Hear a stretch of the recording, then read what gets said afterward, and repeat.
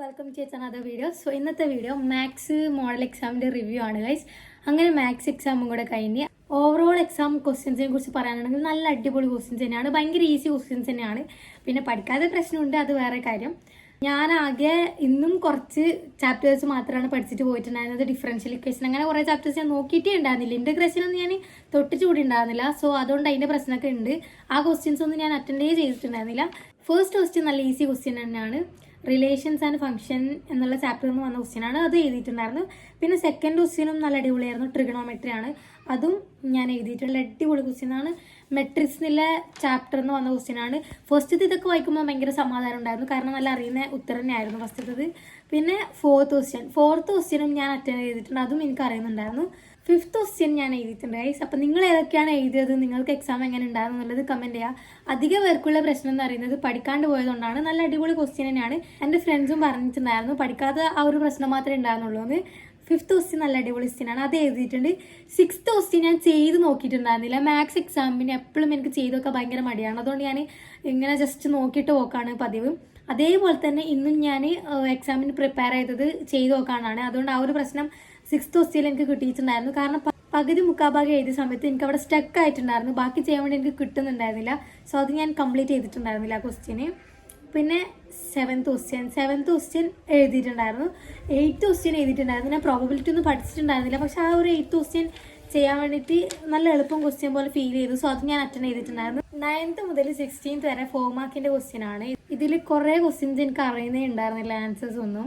അപ്പോൾ ഞാൻ 9th ക്വസ്റ്റ്യനിലെ ഒന്നാമത്തെ ക്വസ്റ്റ്യൻ ആൻസർ അറ്റൻഡ് ചെയ്തിട്ടുണ്ട്, രണ്ടാമത്തെ എനിക്ക് അറിയുന്നുണ്ടായിരുന്നില്ല. സോ അത് എഴുതിയിട്ടില്ല. 10th ക്വസ്റ്റ്യൻ അറിയുന്നുണ്ടായിരുന്നു, സോ അത് ഞാൻ നല്ല രീതിക്ക് തന്നെ എഴുതിയിട്ടുണ്ട്. 10th ക്വസ്റ്റ്യൻ എനിക്ക് അറിയുന്നുണ്ടായിരുന്നു, സോ ഞാൻ അത് എഴുതി. 11th ക്വസ്റ്റ്യനിൽ എനിക്ക് ഒന്നാമത്തെ ആൻസർ അറിയുന്നുണ്ടായിരുന്നു, സെക്കൻഡ് ആൻസർ എനിക്ക് അറിയുന്നുണ്ടായിരുന്നില്ല. സോ അത് ഞാൻ എഴുതിയിട്ടുണ്ടായിരുന്നില്ല.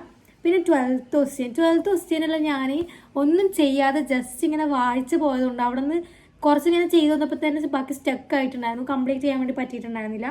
13th ക്വസ്റ്റ്യൻ ഞാൻ പകുതി വരെ എഴുതി വെച്ചിട്ടുള്ളൂ, ബാക്കി ഞാൻ കംപ്ലീറ്റ് ചെയ്തിട്ടുണ്ടായിരുന്നില്ല. എനിക്ക് ഫുൾ ഡൗട്ടായിരുന്നു, കാരണം ഞാൻ ഒന്നും ചെയ്യാതെ പോയിക്കൊണ്ട് എനിക്ക് ഭയങ്കര ഡൗട്ട് ഉണ്ടായിരുന്നു. സോ അതൊക്കെ ഞാൻ അവിടെ ബാക്കി വെച്ചു. 14th ക്വസ്റ്റ്യൻ ഞാൻ ചെയ്തിട്ടുണ്ട്, അത് എനിക്ക് അറിയുന്നുണ്ടായിരുന്നു.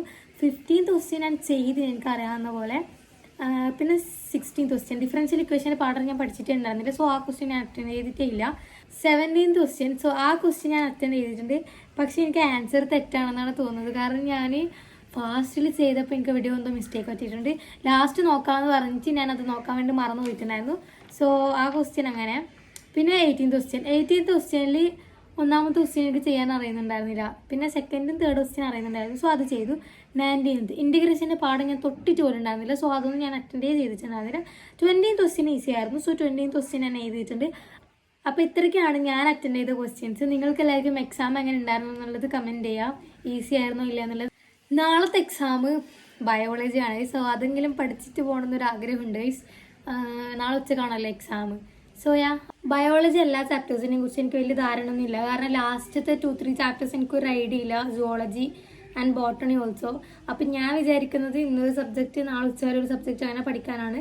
നടക്കുമെന്ന് അറിയില്ല, പ്ലാനിങ് എപ്പോഴും നടക്കാറുണ്ട്, പക്ഷേ പഠിക്കുന്നത് എപ്പോൾ നടക്കാറില്ല. ഇതുവരെ കഴിഞ്ഞ 2 എക്സാമും നല്ല അടിപൊളി എക്സാം തന്നെയായിരുന്നു. ക്വസ്റ്റ്യൻ നല്ല അടിപൊളിയായിരുന്നു, പഠിക്കാത്ത പ്രശ്നം തന്നെ എല്ലാവർക്കും ഉണ്ടായിരുന്നുള്ളൂ. സോ ഇനിയുള്ള ദിവസങ്ങളിൽ എല്ലാവരും പഠിക്കാൻ വേണ്ടി ശ്രമിക്കുക. അപ്പോൾ ഈ എക്സാമിന് എഴുതാൻ വേണ്ടി പറ്റിയിട്ടില്ല എന്ന് ഓർത്ത് ആരും ടെൻഷൻ അടിക്കാനൊന്നും നിൽക്കണ്ട. ഇനിയുള്ള ദിവസങ്ങളിൽ നല്ല രീതിക്ക് പഠിക്കാൻ വേണ്ടി ശ്രമിക്കുക, കാരണം ഇനി അത്രയേ ഉള്ളൂ. നമ്മുടെ +2 ലൈഫും സ്കൂൾ ലൈഫും ഒക്കെ തീരാൻ അത്രേ ദിവസങ്ങളുള്ളൂ.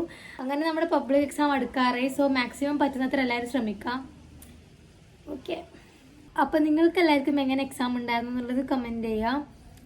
ബയോളജി പഠിച്ചോ ഇല്ല, എന്താ അവസ്ഥ എന്നുള്ളത് കമൻറ്റ് ചെയ്യുക. അപ്പോൾ ഇത്രയൊക്കെ തന്നെയുള്ളൂ. Thank you for watching. By.